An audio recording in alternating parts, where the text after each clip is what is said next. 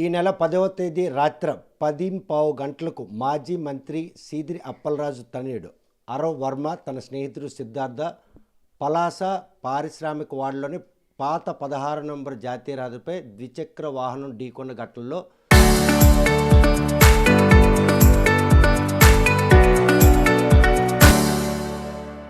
దానయ్య అనే గొర్రెలు కాపడు ఘటనా స్థలం వద్దే మృతి చెందాడు.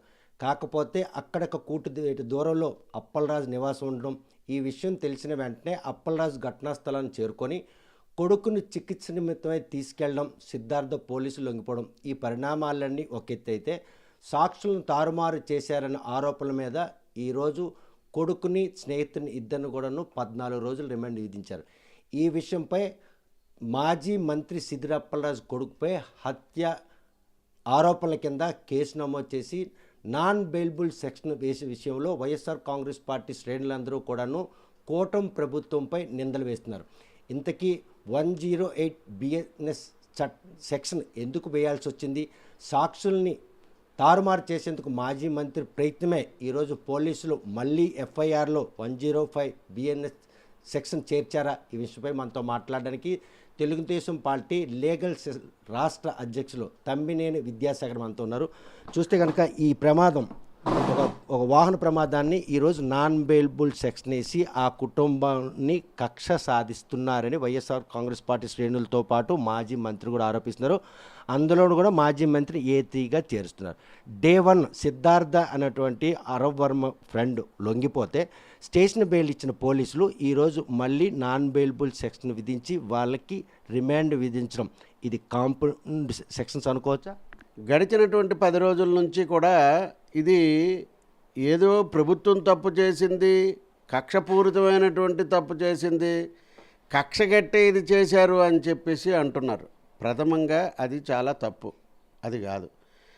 న్యాచురల్గా యాక్సిడెంట్ అన్నటువంటిది తెలియకుండా జరిగినటువంటిదే యాక్సిడెంట్ అన్నటువంటిదే అనుకోని సంఘటనలో యువతల వైపులలో కానీ అవతల వైపులలో కానీ జరుగుతుంది.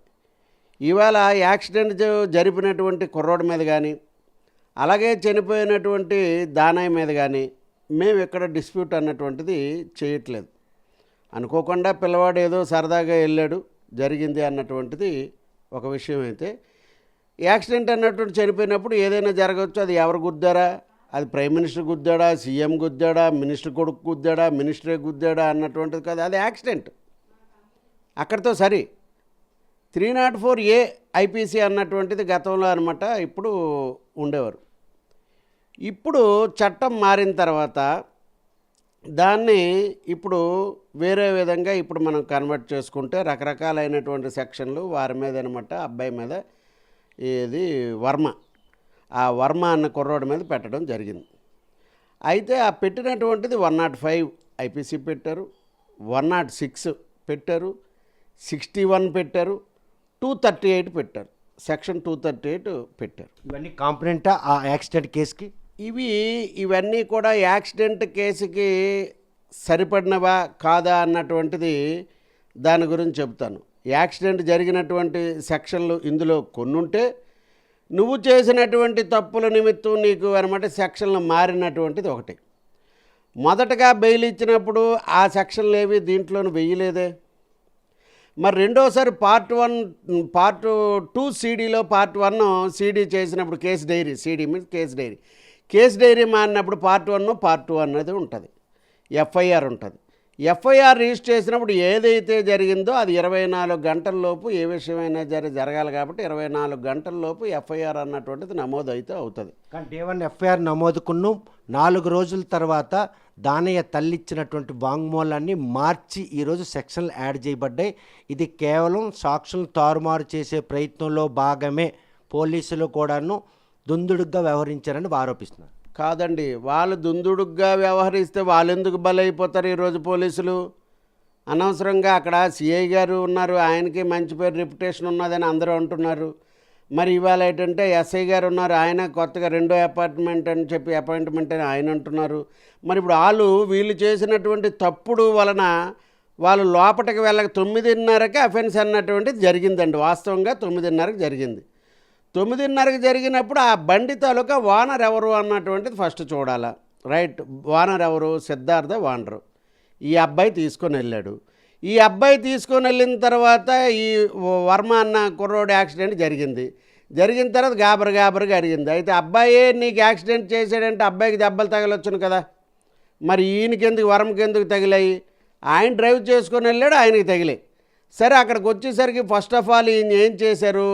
ఇప్పుడు ఎక్స్ మంత్రి గారు అప్పలరాజు గారు ఈయన చేసినటువంటిది ఏం లేదు ఇందులో. 304A అంటే పెద్ద జరిగిపోయినటువంటి హత్యలో, లేకపోతే జగన్మోహన్ రెడ్డి ఏవో చేసినటువంటి బెనామీ భూమిలో, బెనామీ ఫ్యాక్టరీలో రకరకాల కోట్ల కొలిది దాచేసినటువంటి సెక్షన్ గట్ట ఏం కాదు అది. మనం దాన్ని సున్నితంగా దీన్ని పొలిటికలైజ్ చేయకుండా ఆవేలే జరిగిపోతే ఎక్కడ కోర్టులో కూడా జరుగుతున్న లోక్ అదాలత్లు ఉన్నాయి, ఎవిడెన్స్ లిటిల్ డౌన్ చేసుకోవచ్చు. వాళ్ళకేదో పిల్లల నిమిత్తం మా బాబు చేశాడంటే హ్యుమానిటేరియన్గా నువ్వు ఒక మంత్రిగా చేసావు, రాజకీయ పలుకుబడి ఉన్నటువంటి వ్యక్తిగా ఉంటే, నువ్వు ఫ్యూచర్లో రాజకీయాలు చేయాలనుకున్నటువంటి వ్యక్తిగా ఉంటే వాళ్ళకనమాట 5 లక్షలు 10 లక్షలు పిల్లల పేరుని అనమాట వీళ్ళకో 10 లక్షలు వాళ్ళకో 10 లక్షలు వీళ్ళకొక 5 లక్షలు వాళ్ళకొక 5 లక్షలు వేసి వాళ్ళకి జీవనోపాధి కానీ పిల్లల తాలూకు ఎడ్యుకేషన్ నేను చూస్తానంటే దేర్ ఎండ్స్ ది మ్యాటర్. నువ్వు అక్కడి వరకు రాలేదు, నువ్వేదో ఓవర్ యాంగ్జైటీ చేసేసి నువ్వేదో చేసేయాలని చెప్పేసి ఫస్ట్ నీ గుమస్తాన్ని తీసుకెళ్ళి నీ సూపర్వైజర్ని తీసుకెళ్ళి పెట్టావు. నీకు 9:30కి యాక్సిడెంట్ జరిగింది. నీ సూపర్వైజర్ అనమాట అబ్బబ్బో నేను కాదు అని చెప్పేసి అన్నాడు. అప్పటికి ఎవడు త్యాడి అని చెప్పేసి ఎవరైతే మున్సిపల్ కోఆప్షన్ మెంబర్ ఉన్నాడో వాళ్ళ అబ్బాయిని అనమాట పురమాయించావు నీ కింద ఉన్నటువంటాడు. అప్పటికి నువ్వు ఈ అబ్బాయిని తీసుకెళ్ళి 10:15 అనమాట ప్రైవేట్ డాక్టర్ దగ్గర అనమాట నువ్వనమాట చేస్తున్నావు. ప్రైవేట్ డాక్టర్ దగ్గర చేసిన తర్వాత నువ్వు ఫస్ట్ ఎయిడ్ చేసిన తర్వాత ఏం జరిగిందంటే ఆ బండి మీద నుంచి పడిపోయాడండి. నిజంగా నువ్వు న్యాయపరమైన మంచోడివి, ఆ నాయకుడివి ఈ నాయకుడివి అంతటోడివి ఇంతటోడివి ఇంద్రుడివి చంద్రుడివి అనుకున్నటువంటి అయితే ఏముంది మా అబ్బాయే చేశాడు, జరిగిపోయింది ఏదో అని చెప్పిస్తే ఒక 2 మాసాలు 3 నెలల్లో అనమాట ఛార్జ్ షీట్ వేసిన తర్వాత అనమాట కాంప్రమైజ్ అయిపోయింది కదా కేసు. ఇంతవరకు రానవసరం లేదు. కానీ ఈరోజు అది దుందుడుకు చర్యల్లో భాగంగానో లేకపోతే కొడుకు మీద ఉన్న ప్రేమతోనో జరిగింది యాక్సిడెంటు.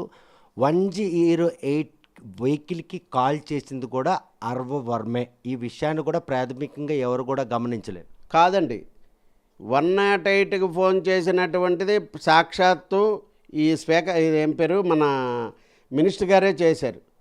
ఆయన చేయొచ్చు, ఇవన్నీ చేయొచ్చు. కొడుకుని ఎందుకు మార్చేయాలని? ఇందులో పెద్ద జరిగిపోయినటువంటిది ఏం లేదు కదా.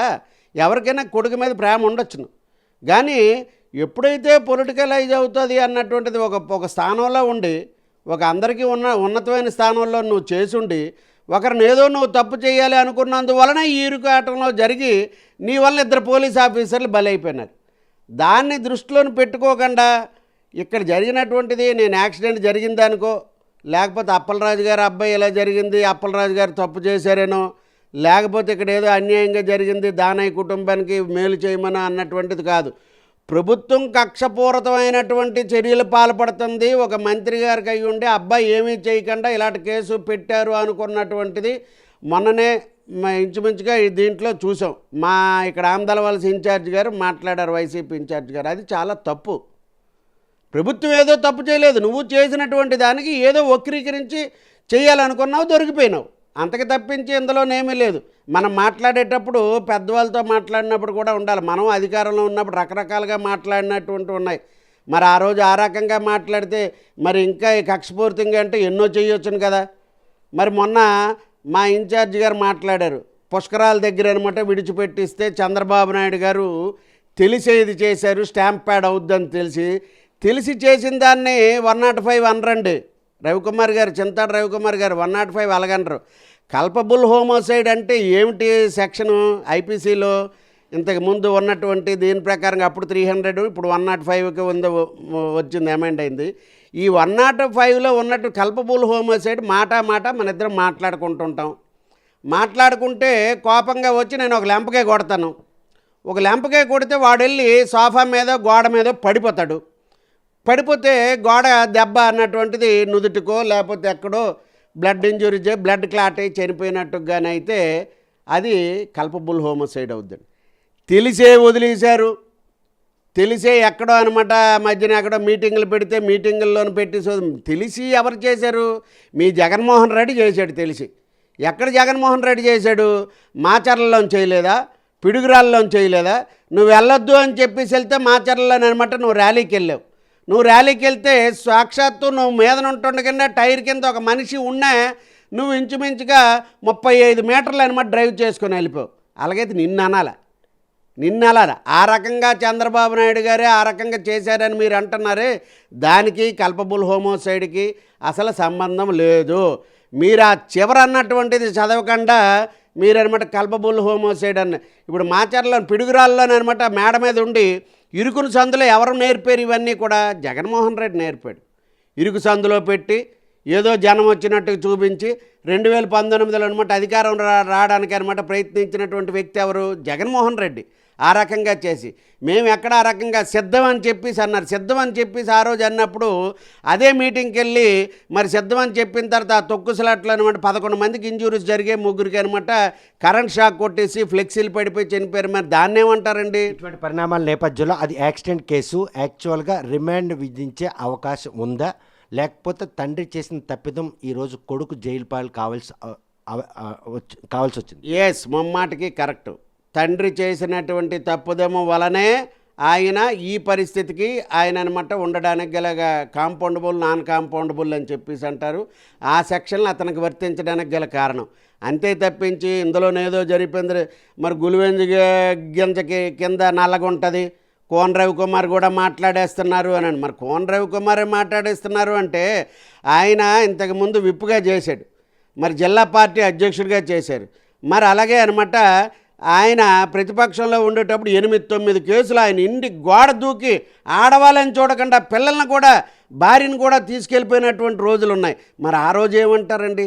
ఎవరు నేర్పారండి ఇవన్నీ కూడా? ఈ సిద్ధాంతాలన్నీ ఎవరు నేర్పారు? ఈ రకమైనటువంటి రిటార్ట్ రాజకీయం అన్నటువంటిది ఎవరు చేశారు? థియరీస్ ఆఫ్ పనిష్మెంట్లో సెక్షన్ 51 to 57 అన్నటువంటిది ఉండేది గత పాత ఐపీసీలో. థియరీస్ ఆఫ్ పనిష్మెంట్ ప్రకారం ఎవరు నేర్పారు ఇవన్నీ కూడా? మీరు ఇల్లీగల్ డిటెన్షన్ చేయమని ఎవరు చెప్పారండి? ఎక్కడో మీటింగ్ జరుగుతుంది, ఎక్కడో ఎవడో ధర్నా చేస్తాడు, ఎక్కడో నెల్లూరులో ధర్నా చేస్తే మాలాంటి వాళ్ళు ఇక్కడ పెట్టి ఇల్లీగల్ డిటెన్షన్ చేశాడు. ఎవడు నేర్పాడండి ఇల్లీగల్? నీకు ప్రభుత్వం చేసినటువంటి తప్పిదాలు చెప్పే స్వాతంత్రం నీకుంది. ప్రభుత్వం పలానా కార్యక్రమాలు తప్పు చేస్తున్నాయని చెప్పేసి నువ్వు అనొచ్చు, కానీ అవేటి సామరస్యపూర్వకంగా నీ నిరసన తెలపాలే కానీ దాడులు చేసి, ప్రత్యర్థులను దాడులు చేసి, భయభ్రాంతులు చేసే కార్యక్రమాలు చేస్తే లా అండ్ ఆర్డర్ అన్నటువంటిది ఉంటుంది. 144 సెక్షన్ అన్నటువంటి విధిస్తారు. అప్పుడు 188 కింద అనమాట ఇవన్నీ వస్తాయి తప్పించి. కానీ ఇవేవి రకరకంగా ఇల్లీగల్ డిటెన్షన్ ఎవరు చేసినా, మా ప్రభుత్వం నీకు చేసినా సరే నేను పక్కాగా నేను తప్పు అని అనగలను. చూస్తే కనుక దేశంలోనూ ఎక్కడ ప్రతిరోజు కూడా యాక్సిడెంట్ జరగడం పరిపాటి. కానీ దానయ్య యాక్సిడెంట్ విషయంలో కూటమి ప్రభుత్వం ఎక్స్గ్రేషియా వెంటనే ఇవ్వడం వెనక ఉన్నటువంటి ఆంతని ఏమని తంబిని ప్రశ్నిస్తే, ఇప్పుడు ఎక్స్గ్రేషియో ఇచ్చారు అని అంటే వాళ్ళ తాలూకా ఎవరైతే ఫిషరీస్ తాలూకా గేదెలు మన యాదవ సంఘాలు ఉన్నాయి, యాదవ సంఘాలందరూ కూడా డైరెక్ట్గా వెళ్ళి ముఖ్యమంత్రి గారికి అక్కడ అడిగారు. వాళ్ళకి ఇంకొకటి లేడు, వాడు అమాయకుడు, వాళ్ళ అమ్మగారు వాళ్ళ భార్య అనమాట అమాయకురాలు, ఎటువంటిది ఏదీ లేదు, ఏదో ఒక రకంగా పార్టీ పరంగా చేయమని చెప్పేసి ఎక్స్గ్రేషియో అన్నటువంటి చెప్పారు.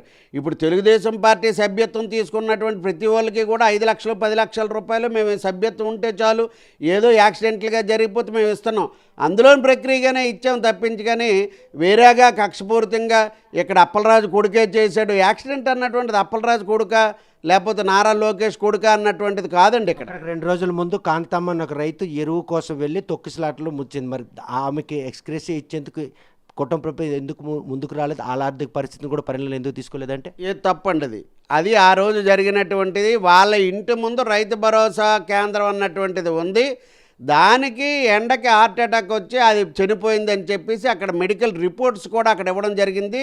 దానికి ఎస్పీ గారు, మీడియా అందరూ కూడా అక్కడికి వెళ్ళి చేరడం జరిగింది. ఇది చేరిందే తప్ప ఏదో తొక్కిసలాట్లో జరిగినటువంటి ఒక్క ఈవెంట్ కూడా అందులోనే ఎక్కడా కూడా లేదండి. కానీ కాంతం విషయంలో మృతదేహానికి పోస్ట్ మార్టం ప్రక్రియ కూడా చేయకుండా దుందుడుగ్గా ఆమె అంత్యక్రియలు నిర్వహించారు.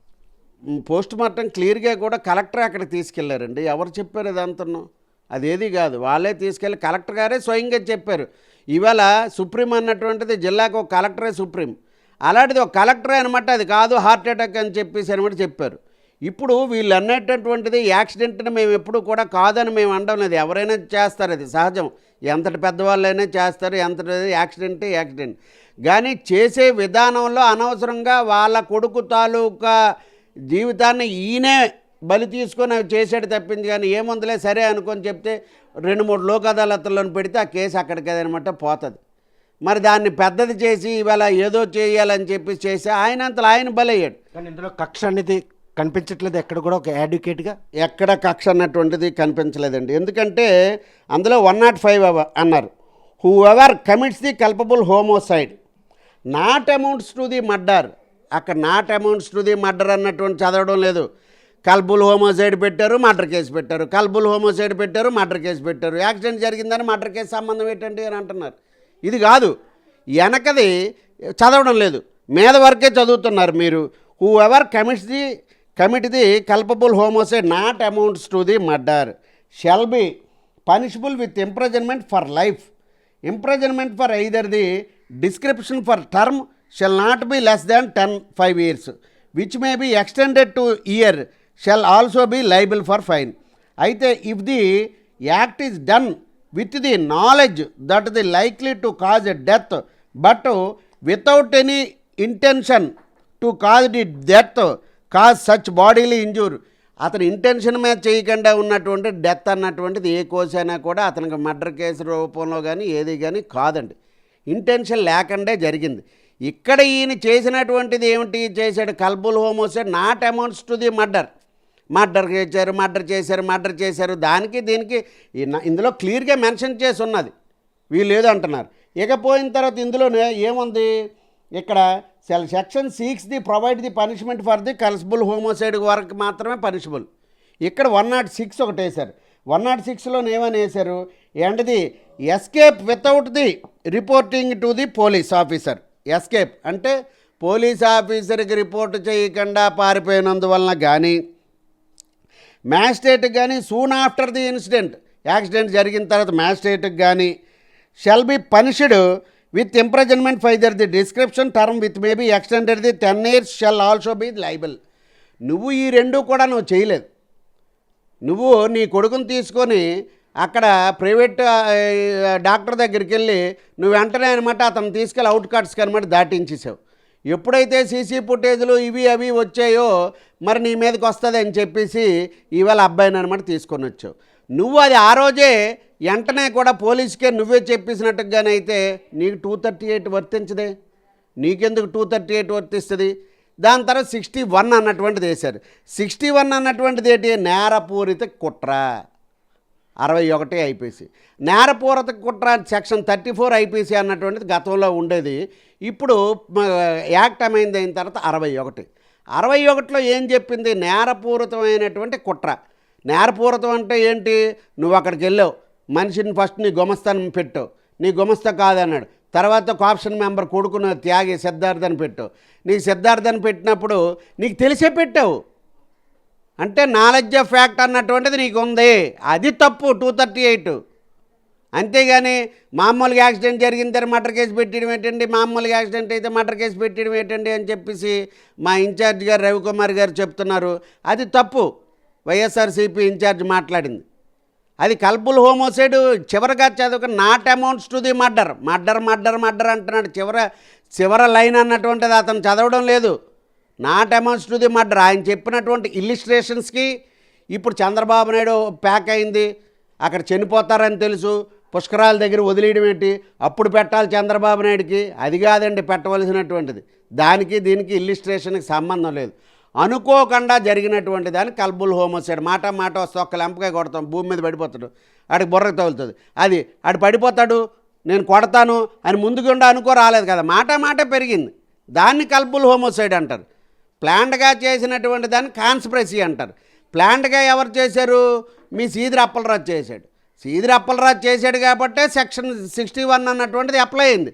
నేరపూరితమైనటువంటి కుట్ర, 3-4 కలిపి ఇది కుట్ర పని, మీ అబ్బాయిని తీసుకెళ్ళి ఇంకొకరిని ఎవరినో పెట్టడం అన్నటువంటిది అక్కడ క్లియర్గా నేరపూరితమైనట్టు కుట్ర. అంతేగాని గవర్నమెంట్ చేసేసింది, లోకేష్ బాబు ఎంటర్ అయిపోయాడు, అచ్చెన్నాయుడు ఎంటర్ అయిపోయాడు, గులివెంజి గిందలాంటి రవికుమార్ కూడా ఎంటర్ అయిపోయాడు, ఈయన మనకు చెప్పడం ఏంటి? ఈయన మనం చెప్పేది. ఆయనకి చట్టం మీద పూర్తిగా కూడా అవగాహన ఉంది. రవికుమార్ అన్ని చట్టాల మీద అవగాహన మాట్లాడగలరు. కాకపోతే మొదటి నుంచి కూడా దుందుడుకుడుగా ఏ వ్యవహారాన్ని కూడా అతను ఒక స్టైల్లో తీసుకెళ్తారన్నటువంటి మనిషిగా మాట్లాడడం వలన అతను అందరికీ విరోధం అయిపోతున్నాడు తప్పించి, కానీ చట్టం మీద పూర్తిగా కూడా అతను అవగాహన ఉన్నటువంటి వ్యక్తి. జిల్లాలో ఎవరూ లేనటువంటి ఆయనకు ఉన్నటువంటి నాలెడ్జ్, అపారమైనటువంటి లా అండ్ ఆర్డర్ మీద పూర్తిగా కూడా అవగాహన ఉంది. మరి అదే కాకుండా ఇవాళ 238 మీద కూడా మాట్లాడుతున్నారు. 238 ఏంటి? If the whoever knowing having the reason, అంటే నోవింగ్ అంటే తెలిసి, believe that the offence has been committed, అంటే ఎవరు కమిటెడ్ అఫెన్స్ కమిట్ అయ్యారు అన్నటువంటి తెలుసును, cause by evidence of the commission of the offence ఇది డిసపియర్, అంటే అది తెలిసి ఉంటే డిసపియర్ అవడం, అంటే అపియర్ కాకుండా డిసపియర్ అవడం, with the intention screening that offence legally punishable. నీకు స్క్రీనింగ్, నీకు ఇంటెన్షన్, నీకు అక్కడ ఇంటెన్షన్ క్లియర్గా ఉంది, అందుకు నాన్ బెయిలబుల్ అఫెన్స్ అన్నటువంటిది వచ్చింది. నాన్ బెయిలబుల్ అఫెన్స్ చేశారు, యాక్సిడెంట్ జరిగి నాన్ బెయిలబుల్ అఫెన్స్. కాకి చొక్కా వేసుకున్నటువంటి ఎస్పీ గారికి నేను ఛాలెంజ్ చేస్తున్నాను. ఏమిటా మాటలు? నువ్వు చదువుకొని ఉన్నావు, నువ్వు చదువుకొని ఉంటే నువ్వు చదువుకున్నటువంటి మార్గాల్లో వెళ్ళాలి తప్పించి, కానీ నేను ఛాలెంజ్ చేస్తున్నాను. వాళ్ళు కరెక్ట్గానే చేస్తున్నారు వాళ్ళు చేసినటువంటి పని. ఇక్కడ ఏమిటి? ఏ నాలెడ్జ్ అంటే ఏ అన్నటువంటి ఎవరు? సీదిరి అప్పలరాజు గారు. మరి ఆయనకి నాలెడ్జ్ ఉంది. బి హ్యాజ్ మర్డర్డ్ జే, అంటే ఎవరు? బి ఎవరు? ఇక్కడ వాళ్ళ అబ్బాయి ఎవరు? దానయ్యని జడ్ అన్నటువంటి దానయ్య అది యాక్సిడెంటల్గా చేశాడు. అది ఎవరికి నాలెడ్జ్ ఉంది? ఏకి సీదిరి అప్పలరాజు గారికి ఉంది. ఇక్కడ assist be hit body with the intention to screening be, అంటే ఎవరిని? ఇక్కడ ఎవరైతే అసిస్టెన్స్ అన్నటువంటిది ఇచ్చారో, అంటే బి అన్నటువంటి వాళ్ళు వాళ్ళ అబ్బాయి ఎవరైతే ఇచ్చారో, ఆ ఇంటెన్షన్ స్క్రీనింగ్ అన్నటువంటిది ఎవరికి? ఆ ఏ అన్నటువంటి అతనికి తెలుసును. పనిషబుల్ ఏ అన్నటువంటి వాడికి నాలెడ్జ్ ఉంది. బి అన్నటువంటి వాడు జడ్డకు గుద్దీసిన తర్వాత దాన్ని తారుమారు చేయాలన్నటువంటి ప్రయత్నం చేశాడు. అందుకు ఏ బి ఎలాంగ్ విత్ డ్రైవింగ్లో అనమాట సిద్ధార్థ అన్నటువంటి అతను ఉన్నాడు. ఎవరైతే వాండరో ఆ వాండర్ అన్నటువంటిది అక్కడ ఉన్నారు. ఇందులో ఈ మూడిట్లో ఎవరు? Who was the owner, who was the culprit, who was the accidental చేసినటువంటి వారు, ఇది జరిగినటువంటి వాస్తవం ఎవరు అన్నటువంటిది పోలీసు డీప్గా వెళ్ళలేదు. కాబట్టే పాప అనవసరంగా ఇద్దరు ఆఫీసర్సు బలయ్యారు. మీరు చేసినటువంటి దానికి ఇద్దరు ఆఫీసర్స్ బలయ్యారు. మరి పోలీసు వాళ్ళు కాకి చొక్కా వేసుకొని తప్పుడు సమాచారమే కానీ చేసి ఉంటే, తప్పుడుగా ఉంటే వాళ్ళు శుభ్రంగా ఉందరు కదా. నీకెందుకే ఇన్ఫ్లుయెన్స్? జస్ట్ ఒక 3-4 లోక్ అదాలత్లోకి వెళ్తే అయిపోయింది. ఇలాగ ఎంతమంది చేయలేదు యాక్సిడెంట్ కేసులు? చూస్తే కనుక ప్రస్తుతం ఏదైతే మాజీ మంత్రి అప్పలరాజు కొడుకు బైక్ యాక్సిడెంట్ విషయంలో తండ్రి దుందుడుకు చర్య ఈరోజు ఆయన జైలు పాలు చేసిందని న్యాయస్థానంలోని సెక్షన్లు కూడా స్పష్టం చేస్తున్నాయి. అనుకోకుండా జరిగినటువంటి ఒక ప్రమాదాన్ని కప్పిపుచ్చేందుకు మాజీ మంత్రి చేసినటువంటి ఈ ప్రయత్నంలో భాగంగానే ఇద్దరు పోలీసు ఆఫీసర్లు కూడాను ఈరోజు సస్పెన్స్కి గురయ్యారు. పోలీసుల దర్యాప్తులో సహకరించాల్సినటువంటి ఒక మాజీ మంత్రి తనయుడిని కాపాడుకునేందుకు చేసినటువంటి తప్పుని ఈరోజు కూటమి ప్రభుత్వం నెట్టడం మాత్రం ఆయన తీవ్రంగా అభ్యర్థన చేస్తున్నారు. అనుకోకుండా జరిగినటువంటి ఈ తప్పిదాన్ని కప్పిపుచ్చేందుకు చేసినట్టు ప్రయత్నం ఈరోజు కొడుకును జైలు పాలు చేసుకోవాల్సిన పరిస్థితిని అప్పలరాజే తెచ్చుకున్నారని, ఎవరైతే ఘటనా స్థలం దగ్గర మృతి చెందినటువంటి దానయ్య కుటుంబ సభ్యులు కూటమి ప్రభుత్వం అభ్యర్థించుకుంటే ఎక్స్గ్రేషియా మాత్రం వెనువెంటనే ఇవ్వాల్సి వచ్చింది. ఈ విషయంలో మాత్రం రాజకీయ కుట్ర ఎక్కడ కూడా లేదు. కేవలం సాక్షులను తారుమారు చేసేందుకు, కొడుకును కాపాడుకునేందుకు మాజీ మంత్రి చేసిన ప్రయత్నమే ఈరోజు కొడుకు భవిష్యత్తు మాత్రం జైలు పాలు కావడానికి కారణమని చట్టంలో ఉన్నటువంటి ప్రతి అంశాన్ని కూడాను ఆయన స్పష్టం చేశారు.